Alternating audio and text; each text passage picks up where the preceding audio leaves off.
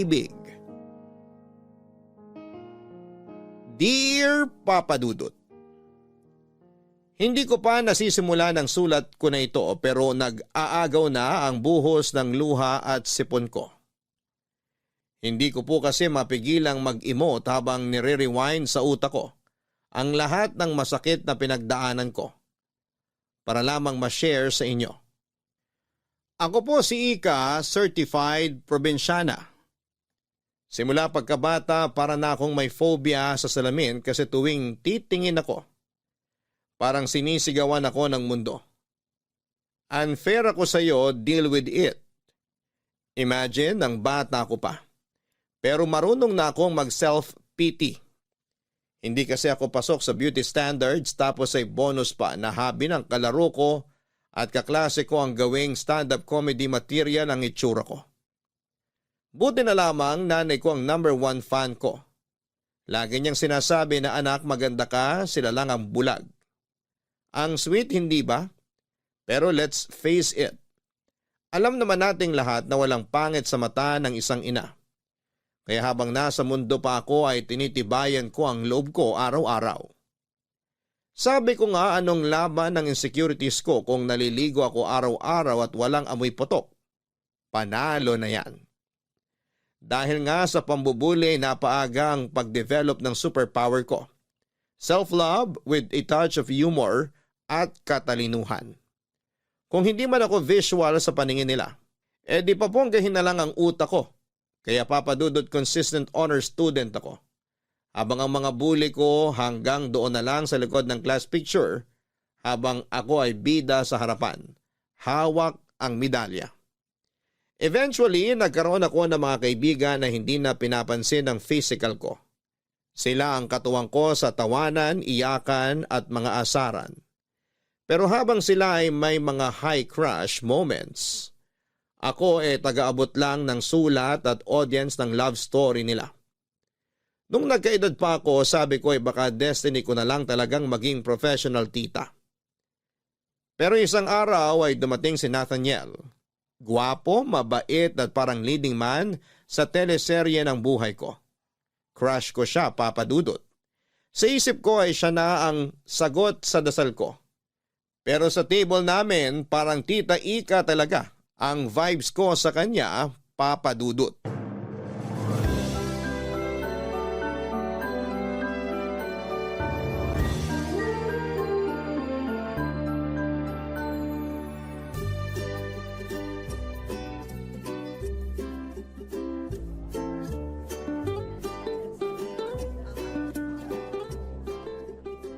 Okay lang naman ang pag-aaral mo?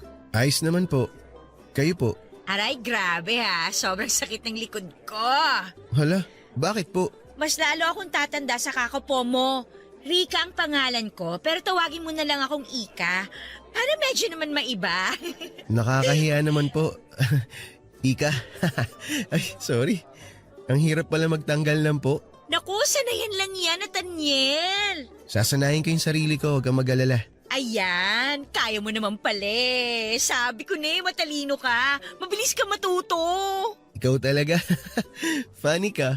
It's more fun in the Philippines, di ba? Kaya masaya lang tayo. Love Philippines na ngayon. Hindi ka na updated. Ay, oo nga pala. Kaya kailangan magmahalan na tayo. Uy, grabe ka naman, Nathaniel. Huwag ka magbiro ng ganyan. Seryoso ako, di naman ako nagbibiro eh. Sme, baka magkasala ako sa'yo. Lasya, anong kasalanan sinasabi mo? Kasi naman pinapakaba mo ko, Nathaniel. Gwapo mo kasi. Ikaw talaga. Pero totoo naman maganda ka. San banda? Sa panaginip? Uy, wag mo akong bulahin, ha? Hindi ako bolero. Tsaka ayoko maging sinungaling. Di naman ganun kapangit itsura mo Pero pasok pa rin sa pangit. Eto, makinig ka. Hindi naman sa lahat ng bagay tinitingnan yung panlabas. Para sa akin, mas importante yung kalooban. Maganda yung kalooban mo. At yun ang nakikita ko sa'yo. Kaya maganda ka para sa akin. Talaga ba? Para namang naiiyak ako sa mga sinabi mo. Sa gwapo mo na yan, nakita mo talaga ang kagandahan ng loob ko. Kasi ikaw yung tipo ng tao na may lalim kausap. Naku, dahil lang sa matanda na ako. Siguro nga, pero gusto ko yung personality mo. Hindi tulad ng kaedad ko na puro pa-cute. Ayoko ng ganun. Mas maganda yung tulad mo. Ay, susme, Nathaniel. Baka takihin na ako sa puso sa sinabi mo. Grabe ka naman. Bakit ka naman naatakihin? Sa totoo lang, Sige na, Ika, sabihin mo na. Huwag mo akong binibitin. pwede ko ba makuha ang Facebook account mo? Doon ko na lang sasabihin. Niya kasi ako eh. Ikaw talaga nahihiya ka pa. Pero sige. Eto, Ayan, i-add kita ha. Accept mo ako ha. oo naman. Malakas ka sa akin eh. Thank you! Nako, kailangan na nating ubusin tong food sa plate natin. Lalamig na to. Oo nga. Tara, ubusin na natin to. Para nag-slow motion ang lahat, Papa Dudut. Yung tipong bawat segundo ay feeling ko ay nasa romantic drama ako. At si Nathaniel ang bidang leading man ko. Ang dinner na yon ay parang walang ending. Pakiramdam ko ay prinsesa ako sa harap ng prinsipe ko. Pero hindi fantasy kasi nakadilat ako buong oras. At grabe, nang inaccept niya ang friend request ko para kong sumabog sa kilig. Nag-flashback bigla ang teenage years ko kahit na 30 na ako. Ang pinaka nakakakilig, yung nag-offer siya na ihatid ako pa uwi. Aba, sinong tatanggi doon? Siyempre, umangkas ako sa motor na hiniram pa niya at nung humarurot kami sa kalsada ay hindi ko napigilan ang mahigpit na yakap. Kung pwede lang na ilipat ang bahay namin sa kabilang probinsya ay ginawa ko na. Pero ayon, kahit na bitaw mode ako pag uwi ay tuloy pa rin ang chat namin sa social media. Walang araw na hindi kami nagsisend ng message at kumustahan sa isa't isa. Dahil dito'y napatingin ulit ako sa salamin. Rika, ano bang nangyari sa'yo? Tanong ko sa sarili ko. Aba, nagbi-makeup na rin ako para kahit papaano magmukhang fresh sa mga date namin. Fast forward. Nung nag-date kami ay napansin niya na nag-makeup ako. Nagustuhan niya naman. At pagkatapos ng date namin ay hinatid niya naman ako sa bahay. Dito hindi na napigilan ang katawang lupa ko at may nangyari sa aming dalawa, Papa Dudut. Sa unang pagkakataon, naramdaman kong totoo pala yung sinasabi sa pelikula na you are beautiful in someone's eyes. Si Nathaniel, ang gwapo kong knight in shining armor, ay minahal ako. Hindi dahil sa itsura ko kundi dahil sa kung sino ako. Ang init na mga yakap niya, ang pangaangkin niya, para kung nasa ulap. Paulit-ulit naming pinatunayan sa kama na may spark talaga kami, Papa Dudut. Pero tulad ng sabi nila, hindi lahat ng maganda ay pangmatagalan. Unti-unting lumabas ang dark side ni Nathaniel. Sa bawat dalaw niya may kasamang hingi. Una, pera para sa rent ng motor. Sunod ay pang tuition. Tapos pang project. Hanggang sa patina sa pamilya niya ay ako na rin ang sponsor. At kahit halata naman na parang pineperahan niya ako ay hindi ko magawang magalit. Mahal ko si Nathaniel at binigay niya naman ang pangangailangan ko. Hindi naman ako lugi, sabi ko. Pero dumating din sa punto na sobrang komportable na niya. Nagdadala na ng barkada sa bahay ko, lasing paminsan at syempre may kasama pang hingi ng pambili ng alak. Sa bawat tagay nila para akong natutuyuan ng dignidad, Papa Dudut.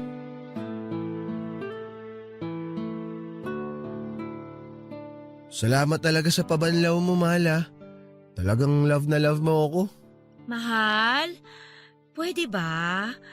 Last na to? Bakit naman last na to? Ilang beses na kitang pinagbigyan, Nathaniel. Pero please, wag naman dito sa bahay ko. Mahal, alam mo namang wala akong ibang bisyo eh. Nagkakasiyaan lang naman kami. Konting inuman lang naman to. Pampalipas ng stress. Gets ko naman. Pero hindi ko kasi gusto na may iba kang dinadala dito. Gusto ko naman ng konting privacy, mahal. Mahal, hindi naman sila iba sa akin eh. Mga pinsan ko naman yung mga dinala ko dito. Kaya nga nandito kami kasi katatapos na ng exam namin. Maganda dito sa bahay mo. May libreng pa-video okay pa kami. Tapos ang ganda pa ng smart TV mo. Aircon pa dito. Pero please, last na to ha. Pero hindi ba pwedeng respetuhin mo naman yung gusto ko? Alam mo namang may trabaho ako, di ba? Magtuturo pa ako. Eh, sabi mo hindi ka naman magtuturo ngayon. Kaya nga ako nagdala ng konting saya dito eh. Gusto ko kasing magpahinga. Pero sa ganitong ingay, paano ko magagawa yun? Ay, teka sandali. Mga bro, pakihinaan nyo nga yung volume. O yan, pinahinaan ko na sa kanila. Mahal naman eh. Oo na, sige na, last na to. Di na ako magdadala dito ng mga kainuman ko. Parang lumalabas tuloy, pinagdadamutan mo ako. Hindi ako madamot. Alam mo yan. Hindi lang talaga ako sanay na may ganito sa bahay. Gusto ko lang ng tahimik, maayos na bahay. Yung ganun, ayoko rin na madalas kang umiinom. Bata ka pa eh. Hindi nakakabuti yan. Ayaw mo ba nun? Pagka ganito, mas matagal, tsaka mas masarap. O alam mo na ibig ko sabihin, Mal. Ikaw talaga? Dinadaan mo na naman sa ganyang usapan eh. Eh kasi alam ko naman na gusto mo to.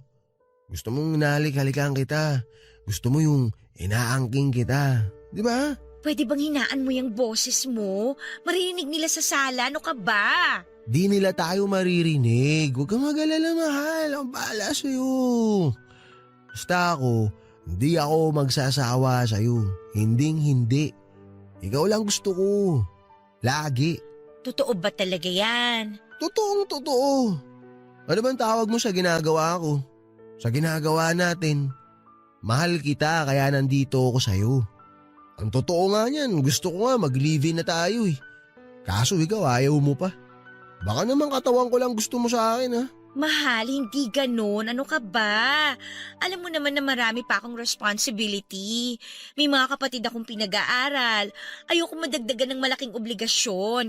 Kaya ayoko pang mabuntis mo ko. Kaya nga uminom ka ng pills para hindi kita mabuntis. Pwede naman yun eh. Baka ayaw mo lang talaga. Dali-dali solusyonan ng problema. Kasi mahal, kung ako tatanungin, gusto ko na maging tayong dalawa na hanggang dulo.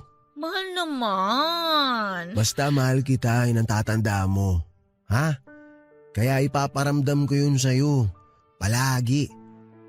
Ngayon, paliligayahin muna kita. Mahal, baka marinig ka nila.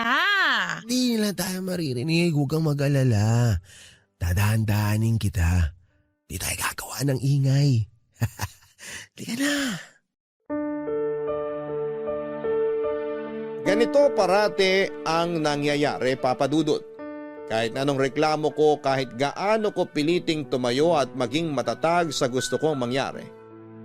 Nawawala lahat ng lakas ko sa sandaling niyayakap at hinahalikan na niya ako. Para akong nahihypnotize sa lambing niya. Sa bawat bulong na mahal kita, ay nakakalimutan ko ang lahat. Gusto ko ang pakiramdam na ako lang ang mundo niya. Sa mga sandaling yon, na ako lang ang babaeng mahalaga. Pero ang totoo ay hindi ko siya mahindiang hindi ko kayang tanggihan ng kahit na anong hingin niya sa akin. Paulit-ulit ng ganitong cycle, Papa Dudut. Hihingi siya ng pera, maglalambing at mauuwi kami sa kama. Sa bawat kasiyahang binibigay niya, may nakatagong kapalit, pera. Ako ang bumabayad sa lahat ng pangarap niya. Ang dating nag-rent lang ng motor, ngayon ay may sarili na siyang motor. At ako ang sumasagot ng lahat. Parang naging ATM na ako sa buhay niya. At ang password ay ang mga matatamis na salita at init ng gabi. Hindi ko maiwasang isipin na para akong punchline sa mga joke na naririnig ko. Parang yung kwento ng baklang bumili ng motor at sapatos para lang manatili ang lalaki sa tabi nila. Siguro nga ganito ang kwento ko. Hindi lang siguro ako tanggap ng mundo bilang pangit na babae, kaya ang tanging paraan ko para magkaroon ng halaga sa mata niya ay pera. Dahil kung wala akong trabaho, kung wala akong pera, sino ba ako para kay Nathaniel? Ganito ba talaga, Papa Dudut? Ang kapalaran ng isang tulad kong hindi binayayaan ng ganda. Kapalit ng lahat ay kailangang tiisin ko ang ganitong klase ng relasyon. Kailangan ko bang magtiis at maging bulag basta lamang may kayakap sa malamig na gabi? May maramdaman lang na init ng katawan na tila nagsasabing mahalaga ka kahit papaano. Pero ang tanong na hindi ko matakasan, pagmamahal pa ba ito o panlilin lang na hinahayaan kong mangyari dahil takot akong mag-isa? Naging sekreto ang relasyon namin ni Nathaniel, Papa Dudut. Halos lahat ng tao sa paligid ko, pati na rin ang pamilya ko, akala nila ay busy lamang ako sa trabaho at single na single kasi nga ay parang hindi ka panipaniwala na may lalaking nahuhumaling sa ganda ko. Joke lang po, Papa Dudut. Baka nahuhumaling sa kung ano ang meron ako na pwede kong maibigay. Ewan ko ba? Ginagawa ko talagang katatawanan ng bagay na dapat ay sineseryoso. Ang totoo talaga, Papa Dudut, ay nasa isang relasyon ako na puno ng panghuhot-hot at pagpapanggap.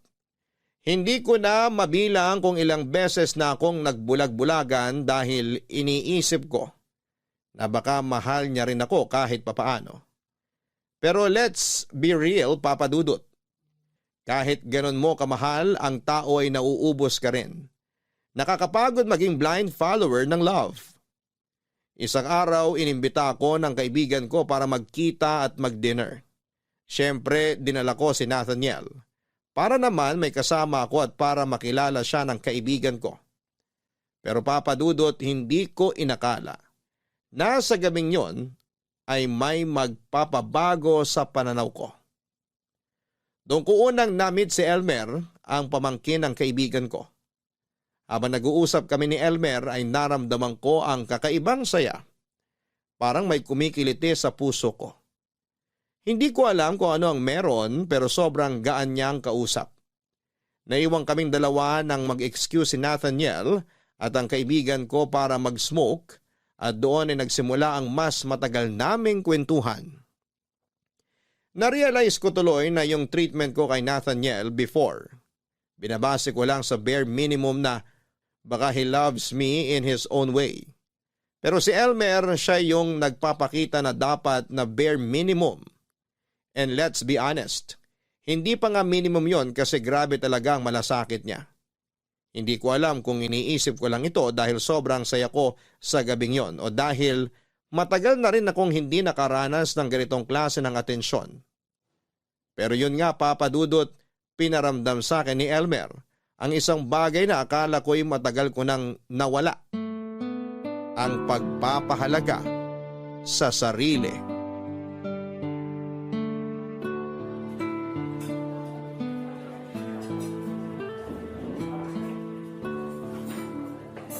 So, Elmer, ano nga ulit ang trabaho mo? Parang ang chill mo lang kausap eh. Pero mukhang busy ka rin naman sa buhay. May hobby ka ba? Ang dami mo agad tanong. Nalula ako dun ah. Parang hindi kaya ng... Sorry naman. Okay lang naman ate. Call center agent ako, night shift. Pero pag hindi ako tinotopak at may free time, nag-freelance photography ako. Mahilig kasi ako mag-capture ng mga raw na moments. Yung hindi pilit, yung totoong kwento sa isang picture. Katulad mo ngayon, parang gusto kong kunan ka ng picture.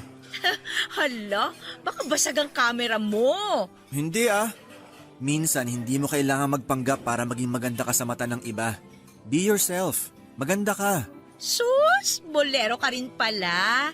Binigyan ka ata ng pera ng tita mo para sabihan ako ng magagandang words. Pero salamat ha. Baka kailangan mo na ng bagong salamin sa mata. Ikaw talaga. Alam mo, like sa trabaho ko, minsan kahit buong effort mo na binigay mo, parang wala lang sa ibang tao. Parang background music ka lang sa buhay nila. Pero okay lang. Ang mahalaga, nagawa mo ng maayos ang trabaho mo. Ikaw talaga, iba ka. May kaya naman kayo sa buhay pero nagtatrabaho ka? Si ate talaga.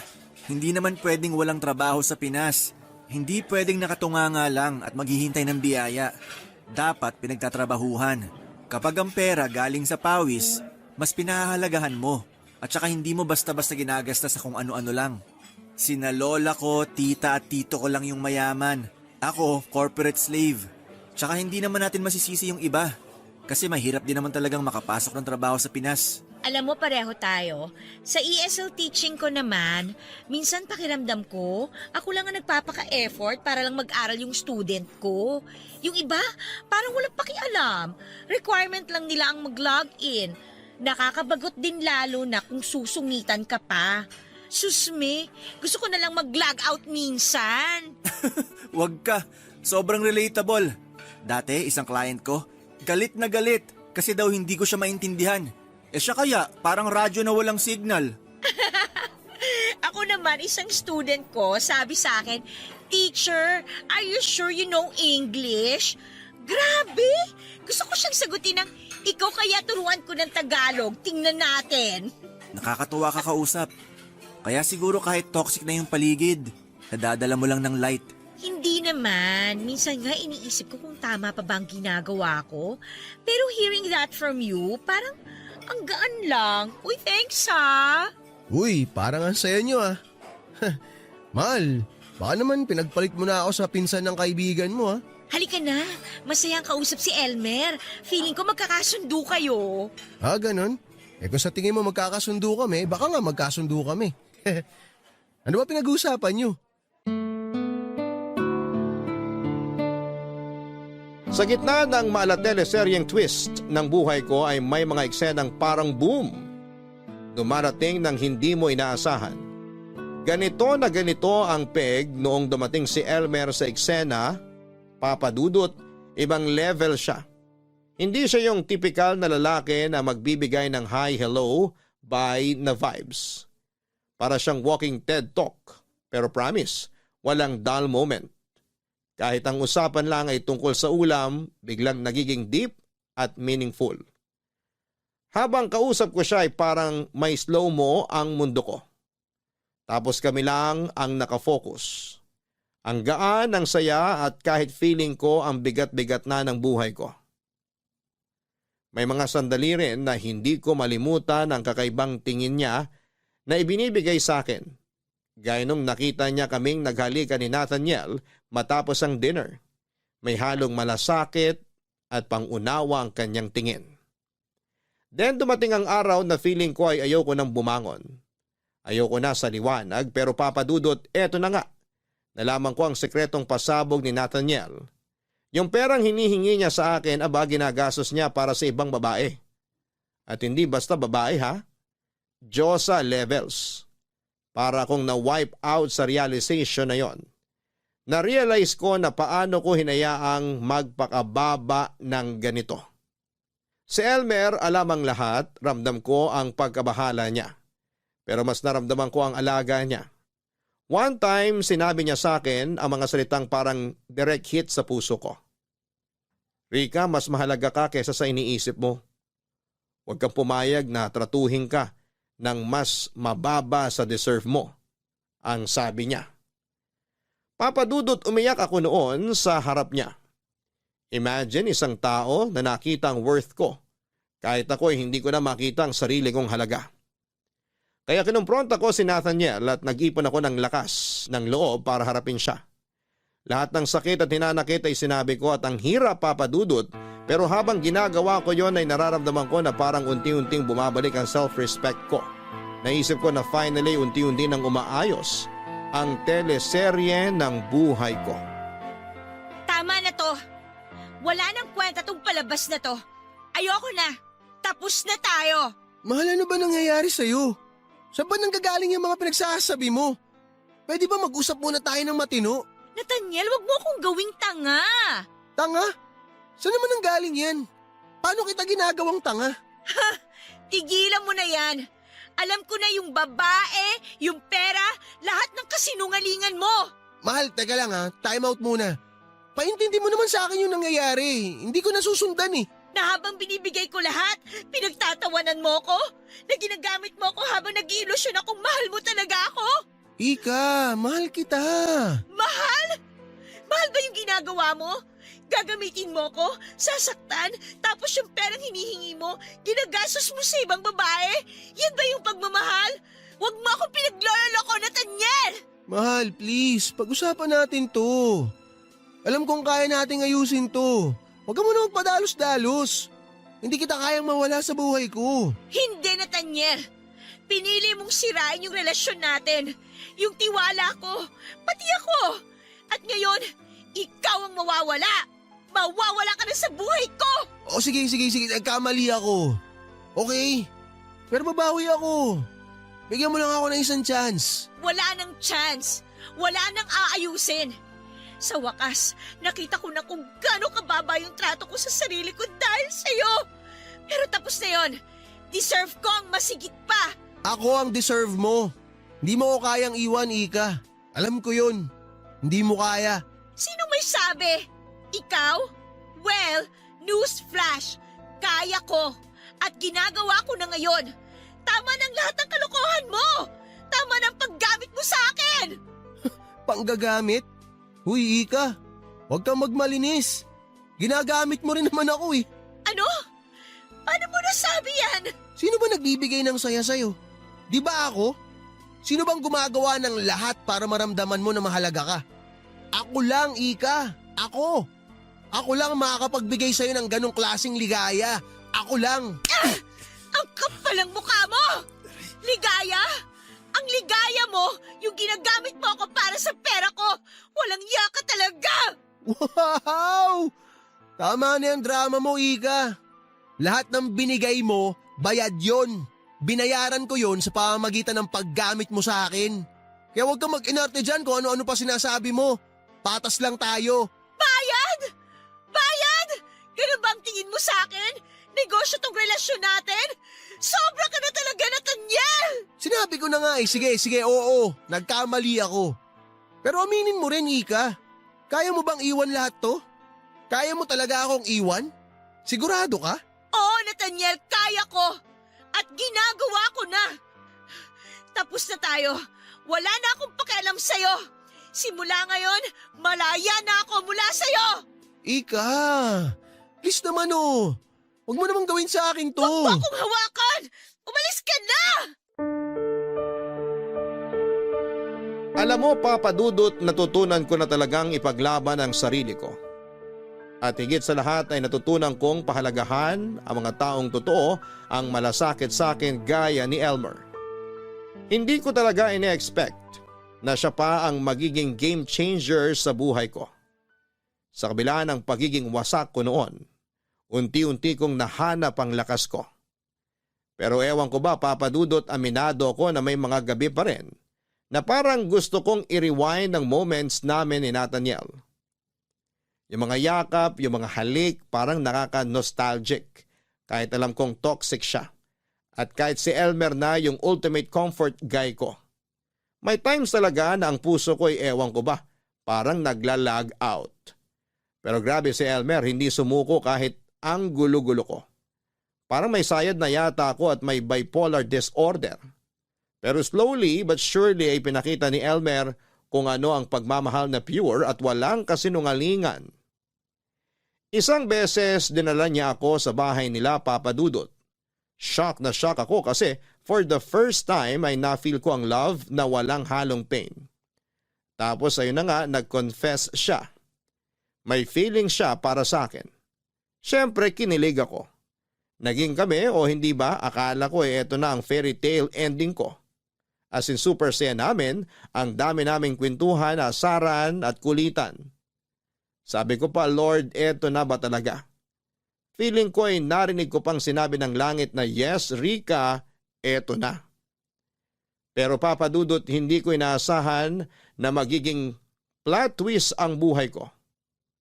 After 1 week lang ay bigla siyang nawala. Walang paramdam. Walang pasabi. Ang malala ay nag-effort pa ako na magpagawa ng cake para i-surprise siya sa birthday niya. Pero guess what? Ako lang ang kumain ng cake na yon. Promise, ang sakit-sakit. Literal na yon ang pinakamalungkot na cake sa buong buhay ko. Tinext ko siya non-stop pero wala talaga hanggang sa finally naka-receive ako ng text na pinaka-heartbreaking sa buong buhay ko. Stop bothering me. Nasaktan ako, Papa Dudut. Parang yung moment na nasa alapap ako ay bigla na lang akong nahulog. Walang parachute. Diretso sa lupa. Si Elmer na akala ko ay light of my life ay biglang naging shadow na lamang. Kaya sabi ko sige na nga magbabagong buhay na lamang ako. Magpapaka-independent woman ako. I pack my bags at nagbagyong mag-isa. Supposedly kami dapat ni Elmer ang pupunta sa Baguio together. Pero ayon, malamig ang Pasko ko. At hindi dahil sa weather kung hindi sa puso ko. Siyempre nagbabaka sakali pa rin akong makita siya doon pero wala talaga. Tinanggap ko sa mga araw na yon na magiging malungkot ang bagong taon ko at magiging bitter ako sa mga paputok. Pero sa mga sandaling yon, hindi ko inaasahan na magte-text si Nathaniel. Sinabi niya na hindi siya tumigil sa pagmamahal sa akin. At ako raw ang tanging minahal niya. Humingi siya ng tawad sa mga nabitawan niyang salita noon sa akin. Dahil bugso lang daw yon ang matinding damdamin. Naramdaman ko ang pagkagulo ng puso ko, Papa Dudut. Sa panahon na yon ay napaisip ako kung dapat ko bang buksan muli ang puso ko para sa kanya. O dapat ko na bang tapusin ang lahat at magpatuloy na sa bagong simula na ako lang ang magmamahal sa sarili ko. Na forever akong single, na magiging bitter ako sa paputok ngayong bagong taon. Grabe, Papa Dudut. Binigyan ko si Nathaniel ng one last chance. Kasi nga naman, baka sakaling magbago siya, hindi ba? Pero naku, ang ending, hala hindi pa rin pala. Nahuli ko siyang may ibang babae and guess what? Ang habol lang pala niya sa akin ay ang pera ko. Pera, Papa Dudut. Imagine that. Ang sakit, promise, at parang ginawang punching bag ang puso ko. Pero alam mo, hindi ako nagpatalo. Sabi ko sa sarili ko, Ika, hindi ka basura. You deserve better. Huwag kang magpapaloko sa mga kasinungalingan. Kaya kahit ang hirap ay binitawan ko siya. Pero eto to be super honest, minsan ay naisip ko pa rin si Nathaniel. Pero hindi na dahil mahal ko siya. Alam ko na tawag lang yon ang laman, kaya kailangan ko na siyang i-let go. Tapos isang araw habang mag-isa lamang akong nagmumuni-muni, ay naisip kong i-text si Elmer. Ang tagal na naming walang update pero ewan ko ba. Parang biglang gusto ko lang ng kausap kahit friend lang. So ayun, nag-message ako at medyo kabado pa nga ako kung mag-reply siya. Pero nag-reply agad siya. Parang walang nagbago, ang witty, ang daming sense at ang gaan ng vibe niya ang kausap. Nagkwento ko kay Elmer ng mga ganap ko, pati na rin yung mga walang kwentang mga bagay. Pero alam mo, Papa Dudut, iba siya. Hindi tulad ni Nathaniel na parang ATM lang ang tingin sa akin, si Elmer, ramdam ko na may malasakit siya. May effort talaga. Nag-decide kaming magkita sa tabing dagat. Doon namin napag-usapan kung ano ba talaga ang meron o pwedeng meron sa amin. Papa Dudut, kakaiba talaga siya. Ang saya ng simpleng moments namin. Parang may spark na hindi nawala kahit pa ang tagal na naming hindi nagkita, Papa Dudut.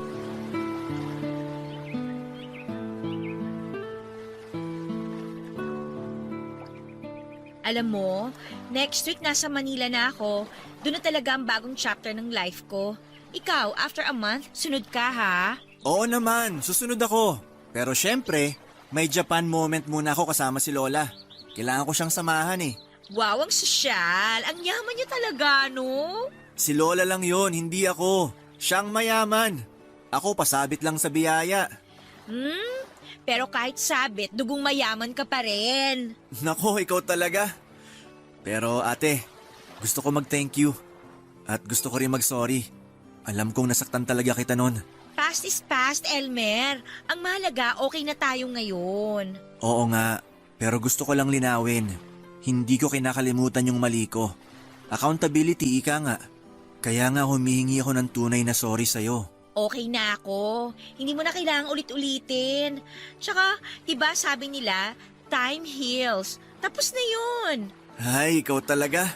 Walang nagbabago. Na ano? pangit. Maloko ka talaga. Pero, seriously ate, may gusto akong linawin. Parang serious na to ha. Ano na naman yan? Totoo to ha. Mahal pa rin kita. At hindi talaga yun nagbago kahit anong mangyari. Ang sakit din sa akin nung sinabi ko noon na tigilan mo na akong i-message. Pero natakot ako. Natakot ako na baka hindi mo kayanin. Mahal mo ko pero natakot ka. Hindi ko kakayanin. Hindi kita naiintindihan. Pero ito ha, totoo rin to. Mahal din kita, Elmer. Wow, ang sarap marinig nun. So, ibig sabihin ba nito, tayo na ulit? Depende. Kung hindi ka aalis bigla after 1 week at sabihan ako ng, "Stop bothering me!" Ay, grabe ka. Sorry na. Hindi na mangyayari yon, okay? Sorry, masyado ko nadala. Kanina ka pa sorry ng sorry. Okay lang naman. Ano ka ba? Gusto ko naman eh. Pero teka, Elmer. Ano nga yung sabi mong baka hindi ko kayanin? Medyo kinakabahan ako, ha? Mukha lang akong walang sakit, pero May sakit ka? May taning ka? loko ka, hindi ganon. May mild autism ako at ADHD. Ha? Seryoso ka? Pero alam mo, hindi halata ah. Kasi nga mental condition naman siya. Mahirap pero wala na akong magagawa. Nandito na to. Nasa sistema ko na. Alam mo, hindi lahat ng laban kailangan mag-isa.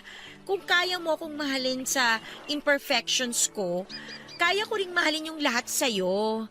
Elmer, hindi ka pabigat. Nasasabi mo lang yan dahil hindi mo pa talaga ako nakakasama ng matagal. Nako, baka mag-ibang tingin mo sa akin. Pero gusto ko lang sabihin sa'yo na ikaw lang ang nagpapalakas sa akin. Naiintindihan ko. Lahat tayo may mga pinagdadaanan. Hindi ko naman kinakailangan maging perpekto, di ba? Kaya ko namang suportahan ka. Gusto ko rin na mas maging buo ako. Tsaka ikaw din.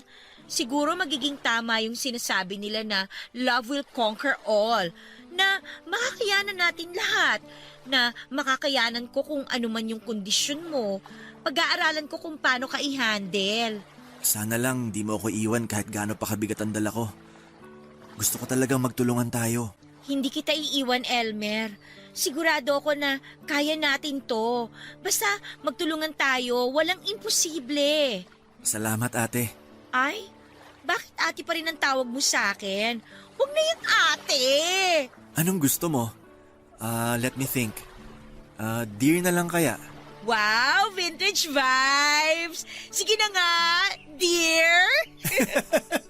Basta dear na tayo pagdating natin sa Manila, okay? Sige na nga, dear na!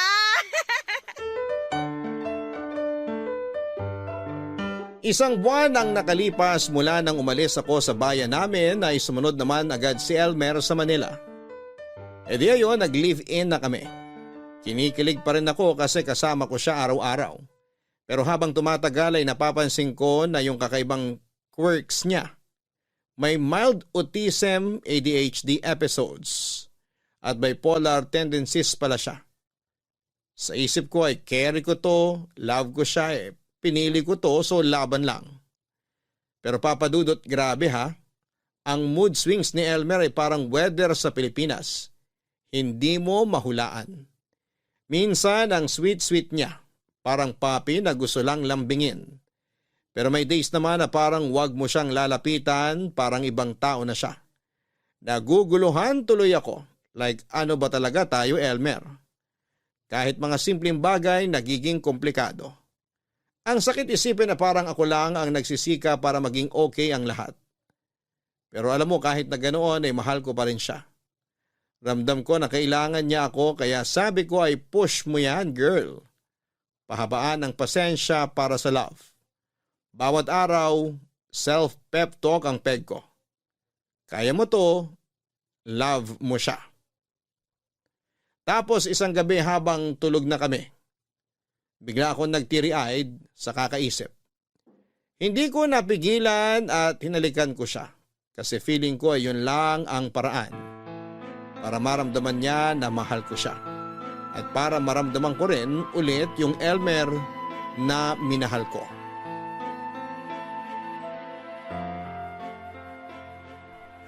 Ano ba? Anong ginagawa mo?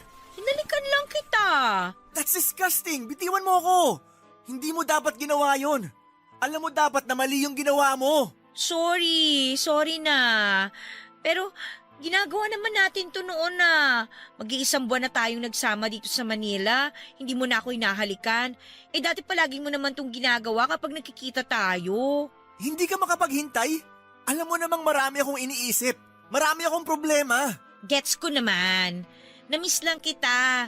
Namiss ko yung kausap ko dati. Nagsasama nga tayo sa iisang bubong pero parang ang layo-layo mo naman. Parang may malaking harang na namamagitan sa atin. Gusto mo may mangyari sa atin. Sabi ko naman sa'yo na maghintay ka lang. Darating din tayo dyan. Hindi naman sa ganon. Nasasaktan lang ako because you're near yet so far. Pwede bang wag mong i-justify ang ginawa mo? Mali yun. Dahil walang consent yun. Ano pala tayo? Bakit tayo nagsasama sa iisang bubong? Alam mo, dear, naguguluhan ako. Hindi ko gusto ang ginawa mo. Kasi naman simula nung nandito na tayo sa Manila, I'm hoping that everything will be okay.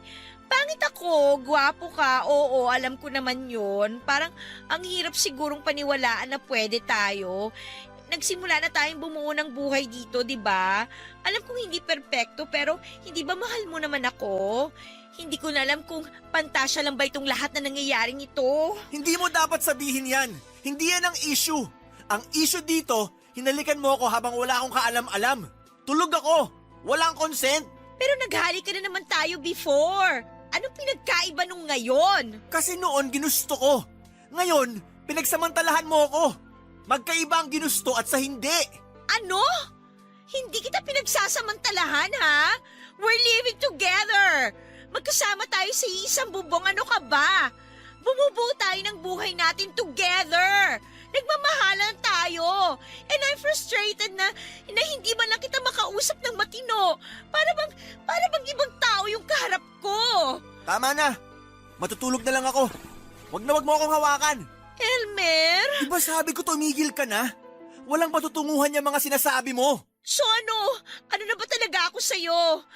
I'm sorry if I go beyond the boundary, ha? Patawarin mo ako kung niyakap kita, kung hinalikan kita. Patawarin mo ako kasi mahal kita eh. Sige na, matulog na tayo. Sandali. Gusto ko lang sabihin sa'yo na may trauma ako. Kasi may taong humalik at hinipuan ako noon sa lounge ng call center. It was traumatic. Parang feeling ko bumalik nang hinalikan mo ako nang hindi ko alam. Elmer? I'm sorry, ha? Hindi ko alam. I'm so sorry talaga. Alam mo, Papa Dudut, naawa talaga ako kay Elmer. Naawa ko kasi alam kong nahihirapan siya. Pero inis na inis din ako sa sarili ko kasi parang hindi ko mapigilan ang mga impulsive moments ko. Pero paano ba? Mahal na mahal ko yung tao. Kaya kahit papaano ay hindi ko rin masisi ang sarili ko. Matapos yung pagsubok na yon ay natutunan ko na kahit na anong pagkakamali ay hindi yon magiging hadlang kung talagang tunay ang pagmamahal. Nagkapatawaran kami ni Elmer, Papa Dudut, at kahit gaano kahirap ay pinili ko siyang ipaglaban. Nagpakatibay ako lalo na dahil alam kong hindi madali ang relasyon namin. May bipolar disorder si Elmer at alam kong malaking adjustment yon para sa aming dalawa, Papa Dudut. Unti-unti ay natutunan naming iset yung boundaries namin. Mas naging klaro ang relasyon namin. At doon ko naramdaman na mahal niya talaga ako. Isang gabi, Papa Dudut, na pag-usapan namin na i-level up ang relasyon namin. Nagsiping kami, ginawa namin sa unang pagkakataon na ipaubaya namin ang aming mga sarili sa bawat isa. Naging iisa kaming dalawa, Papa Dudut. Ang saya ko kasi ginawa namin yon nang may pagmamahal at tiwala sa isa't isa. Parang lahat ng doubts at fears ko noon ay nawala na. Hindi ko ipagkakaila, Papa Dudut, na minsan ay sobrang hirap din talaga. May mga araw na unpredictable ang mood niya. Pero sa kabila ng lahat ng kalituhan, isang bagay lang ang sigurado ako. Mahal ko po si Elmer at mahal niya ako. Alam kong hindi niya maitago ang kondisyon niya at aware din siya na minsan ay mahirap siyang pakisamahan. Pero ang pinakamahalagang bagay na natutunan ko, Papa Dudut, ay yung tanggapin siya ng buong buo. Sa bawat episode niya, nandun ako. Nakaalalay at handang magtiis. Para sa akin, yun ang essence ng tunay na pagmamahal. Hindi perpekto, pero buo. Papa Dudut, parang araw-araw na lang yatang may tensyon sa pagitan namin ni Elmer. Magkasama nga kami sa isang bubong pero parang wala ng koneksyon. Ramdam ko na hindi lang siya malayo physically pero emotionally rin. Madalas kaming magkasakitan. Hindi man physically pero masakit pa rin sa damdamin. At sa tuwing ganito ay parang pareho na kaming napapagod. Kapag nararamdaman ko na parang inaatake niya ako sa mga salita niya ay hindi ko mapigilang maghanap ng paraan para makatakas. Kaya ayon, Papa Dudut, gumawa ako ng isang bagay na alam kong mali. Nag-text ako kay Nathaniel. Alam ko na kay Nathaniel ako makakahanap ng comfort. Na makakalimutan ko ang lahat ng sakit kahit saglit lang. At hindi lang yon, nagkita pa kami, Papa Dudut. Muntik na talaga akong magkamali. May pagkakataon na parang bumalik ang dati naming samahan. Yung nakaraan namin na puno ng init at tukso. His presence was tempting. Parang natatakam pa rin ako kay Nathaniel. Pero sa kabila ng lahat ng tukso, hindi ko tinuloy. Hindi ko rin maintindihan, Papa Dudut. Habang gustong-gusto ng katawan ko na magpatangay, nasa isip ko pa rin si Elmer, na kahit gaano kahirap ang sitwasyon namin ay hindi ko siya kayang pagtaksilan. Hindi ko kayang sirain ang tiwala niya, kahit na madalas na akong naguguluhan sa mga nangyayari sa relasyon namin. Kaya tumanggi ako makipagsiping kay Nathaniel, Papa Dudut. Alam kong tama iyong desisyon ko.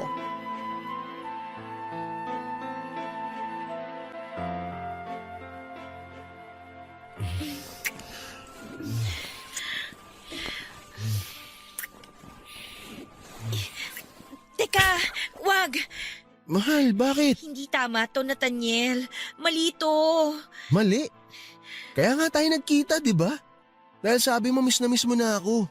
Ako rin, miss na rin kita. Pero mali pa rin. Hindi ko dapat ginagawa to. Ano sinasabi mong hindi mo dapat ginawa to?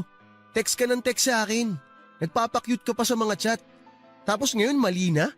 Ano ba tingin mo sa akin, Ika? Laruan? Nathaniel, I'm sorry. Pero nakukonsensya na ako eh. Hindi dapat ako pumunta dito. Konsensya? Huwag ka nga nagpapadikta dyan sa konsensya mo. Kaya mo bang tiisin yung nararamdaman mo? Kahit di mo aminin sa akin, kulang na kulang ka sa lambing. Ika, ibigay mo na sa sarili mo to. Alam kong gustong gusto mo rin naman to eh. No, wag! Tama na, ayoko na. Ayaw mo na?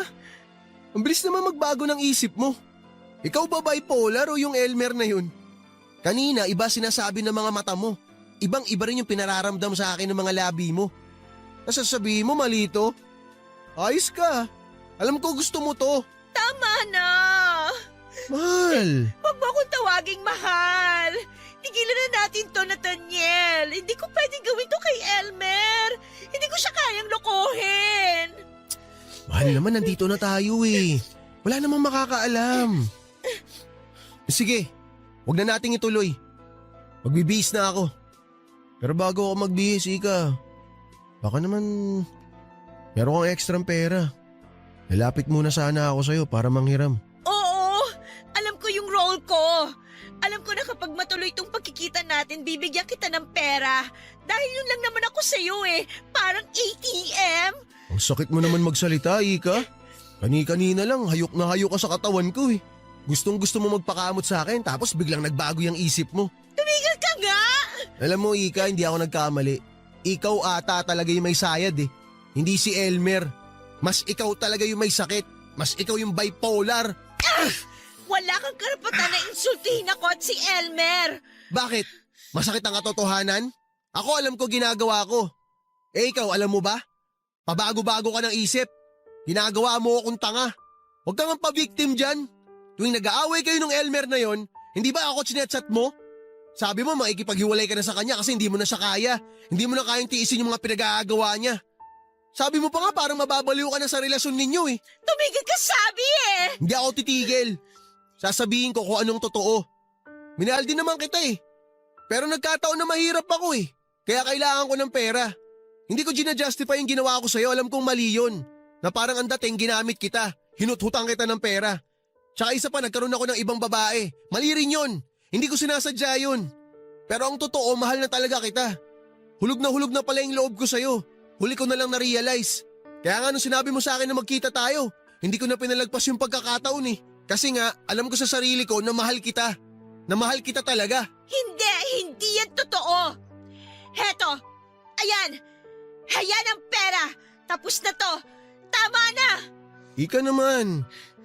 Huwag mo naman sabihin sa akin na hanggang dito na lang tayo. Nathaniel, buo na ang desisyon ko. Mahal ko si Elmer. At gusto kong suklian yon ng tiwala niya. Hindi ko siya lolokohin.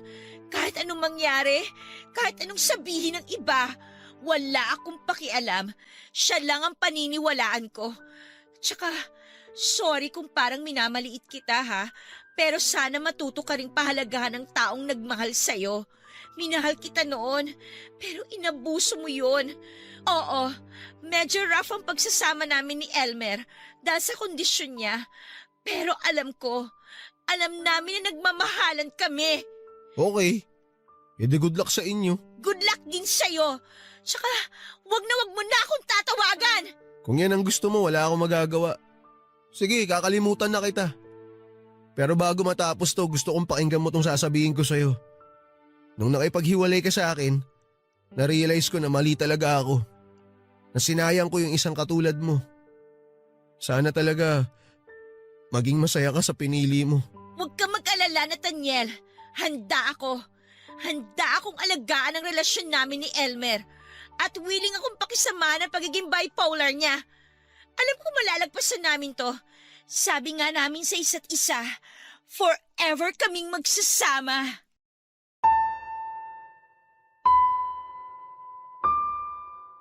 Mahal ko si Elmer.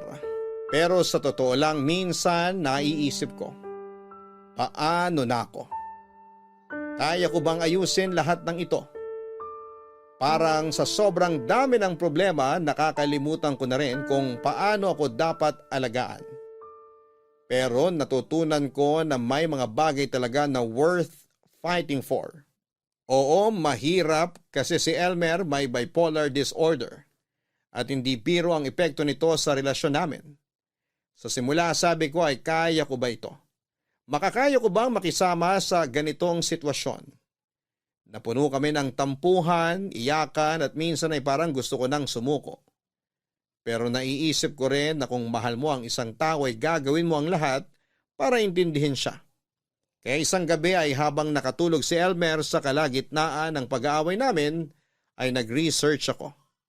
Napagtanto ko na hindi ko kailangang solohin ito. Kaya't dinala ko si Elmer sa psychologist. Nakakatuwa kasi habang iniisip ko na para sa kanyang lahat ng ito, ako rin pala ang natulungan. Natutunan kong maging mas mahinahon. Natuto akong magtiyaga. Ang cute nga kasi si Elmer ay natuto rin siyang mag-adjust. Unti-unti niyang naintindihan ang sarili niya. Kahit may mga pagkakataon pa rin may mga episode si Elmer, mas nararamdaman ko na may pag-asa pa ang aming samahan. Hindi ko po ipinagpapalit ang mga moment na ito. At natutunan ko po na ang pagmamahal ay hindi palaging madali. Sa tulong ng psychologist, si Elmer ay mas naging bukas at handang makinig.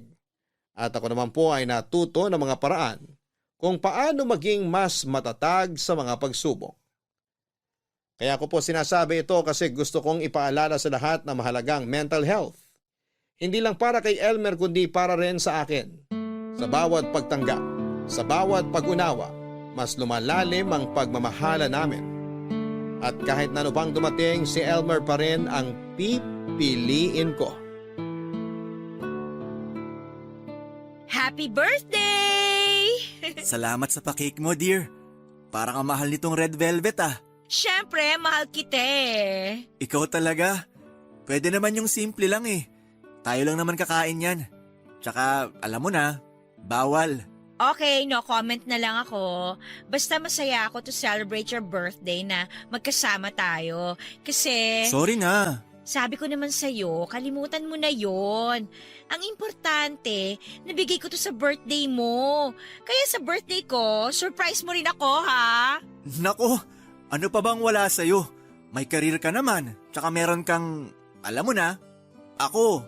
Pera! Maraming pera! Dapat lang talaga maraming pera, no? Basta, magtatrabaho tayo para marami tayong savings. Para makagawa na tayo ng sarili nating bahay. Kahit maliit lang at madaling linisan. Alam mo, sobrang happy ako kasi minahal mo ko. Alam mo, dear, kung masaya ka, mas lalong masaya ako na minahal mo ko. Biruin mo, natiis mo ako. Bihira na rin makahanap ng ganon. At ang swerte ko kasi nahanap kita. Worth the tiis ka naman kasi. Tsaka pinakita mo sa akin na wala kang ibang hangad kundi ang mahalin ako, mapasaya ako, ganun. Salamat pala, dear, kasi pinilit mo akong magpunta sa psychiatrist. Dati kasi parang wala akong tiwala eh. Feeling ko kasi ginagaslight lang ako. Pero dahil nandyan ka, naging panatag ako. Ang importante, okay na tayo. Iniisip na lang natin yung financial security natin. Alam mo, ayoko na maging bipolar ang laman ng wallet natin. Kapag nandito tayo sa Pinas, yan talagang pinagbawal na teknik. Ang mawalan ng laman ng wallet. Kaya nga go, work lang tayo. Pero inaalagaan naman natin ang health natin. Mahal ang paggamot kapag nagkasakit. Siyempre naman. Basta sobrang nagpapasalamat ako sa'yo. Kasi tinanggap mo ako kahit bipolar ako, may ADHD. Mild lang naman pero kapag may episodes, pagpasensyahan mo na lang talaga. Nakokontrol ko na siya, hindi ba? Nag-improve na ako simula nang dinala mo ako sa doktor. Oo naman. Sobrang laki kaya ng improvement mo. At mas lalo ko pang naramdaman ang pagmamahal mo. Kasi never ever kang nag-ask sa akin ng kapalit. Nako, kakain na tayo nitong cake. Ay, teka. Ako na lang ang mag-slice. Konti lang kakainin mo nito ha. Mahirap na. Alam ko. Basta konti lang talagang kakainin ko. Hindi po madali ang lahat, Papa Dudut. Pero sa kabila ng lahat ng pagsubok ay natutunan ko kung paano magpasensya at umunawa sa mga bagay-bagay. Sa pagsasama namin ni Elmer ay masaya akong sabihin na pareho kaming nagtutulungan sa bawat takbang ng aming buhay. Sa amin pong kondo, hati kami sa lahat ng gastusin at syempre nagtutulungan kami sa mga pangarap namin para sa hinaharap. Hindi ko po kayang ilarawan kung gaano kalaki ang pagbabago na nararamdaman ko mula nang magkasama kaming dalawa. Lalo na nang kumonsulta si Elmer sa psychologist.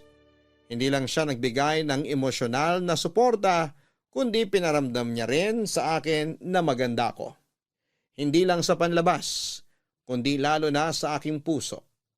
Natutunan ko rin pong mahalin siya ng mas malalim at intindihin ang kanyang kalusugan. Pati na rin sa mental health niya. Dahil sa kanya ay naging mas mabuting tao ako, Papa Dudut. Ngunit hindi ko po may tatanggi na may mga pagkakataong nahihirapan pa rin po ako. Hindi ko po agad naintindihan ang bipolar disorder ni Elmer. Grabe po ang adjustment na kailangan ko. At minsan, ang mga mood swings niya ay mahirap pakisamahan. Kaya nagkakaroon kami ng tensyon. Pero sa mga ganong pagkakataon ay pinipilit ko pong intindihin siya. At natutunan ko rin na hindi ko dapat gawing responsibilidad ang pagpapasaya sa kanya. Kailangan ko rin pong magpatawad sa sarili ko at matutunan kung paano maging matatag para sa kanya. Ngayon po ay nagawa ko na pong yakapin ang lahat ng aspeto ni Elmer, pati ang bipolar side niya. Sabi ko nga ay pahabain ko pa ang pisi ko para sa kanya. At sana po sa tulong ng pagmamahal namin ay magtulungan kami para mapanatili ang magandang relasyon. Umaasa po akong mabibigyan kami ng lakas at magandang kalusugan para magpatuloy ang aming pagmamahalan at maging normal ang aming pagsasama sa kabila ng lahat ng pinagdadaanan. Maraming salamat po, Papa Dudut, sa pagbibigay ng pagkakataon sa akin na maibahagi ang aming kwento. Sana po'y magbigay gabay ito sa mga taong may katulad ko na pinagdadaanan at matutunan nilang mag-intindi